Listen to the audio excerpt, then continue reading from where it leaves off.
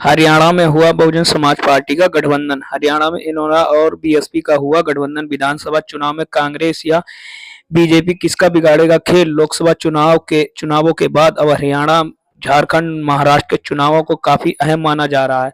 साल के अंत में होने वाले चुनावों के लिए सरगर्मी भी दिखने लगी है। बीजेपी में ने प्रदेश अध्यक्ष के बाद राज्य में पहला प्री पोल अलायंस बना लिया है। इनेलो और बीएसपी मिलकर चुनाव लड़ेगी। इसके बाद चर्चा है किसकी मुश्किल बढ़ेगी। चंडीगढ़, बहुजन समाज पार्टी बीएसपी उत्तर प्रदेश का दल माना जाता है। हाल ही में हुए लोकसभा चुनावों में बीएसपी में एक भी सीट नहीं जीत पाई। अब पार्टी ने हरियाणा की तरफ कदम बढ़ाए हैं।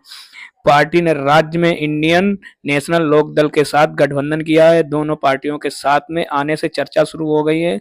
ऐसे में अब जब राज्य विधानसभा चुनाव में बीजेपी और कांग्रेस के बीच सीधी टक्कर होने की स्थितियां बन गई हैं, तब इस अलायंस से मिले नुकसान होगा, इसमें कोई दो राय नहीं कि इससे कांग्रेस को फौरी तौर पर नुकसान होने की आकांक्षा व्यक्त की जा रही है। हालांकि कांग्रेस पार्टी ने राज्य में दलित वर्ग से आने वाले उदय भान को प्रदेश अध्यक्ष बनाया हुआ है। पूर्व सीएम भूपेंद्र सिंह हुड्डा के बाद दूसरे नेता हैं जो राज्य में सबसे ज्यादा चर्चा में बने हुए हैं। बसपा 37 सीटों पर लड़ेगी चुनाव।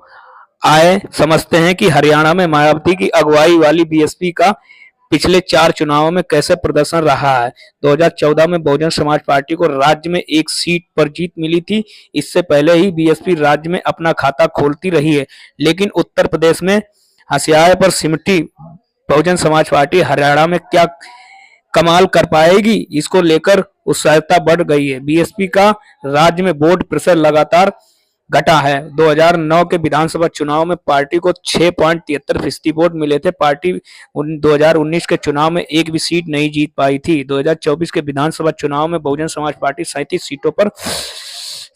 सीटों पर लड़ेगी। बाकी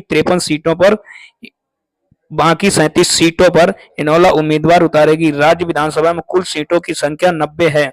1.28% बचे वोट।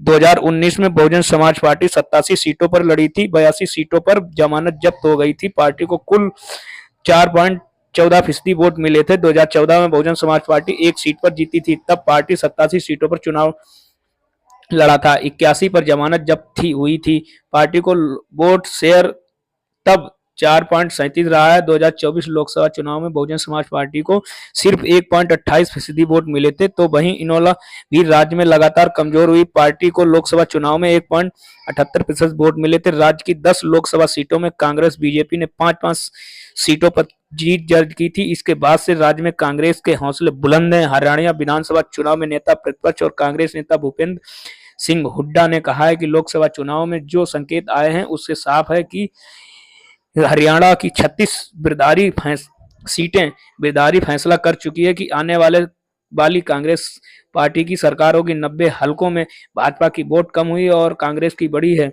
और किसी प्रदेश में ऐसा नहीं हुआ जो हरियाणा में हुआ। इनेलो क्या है दावा, कभी राज्य की सत्ता पर काबिज रही इंडियन नेशनल लोक दल के सामने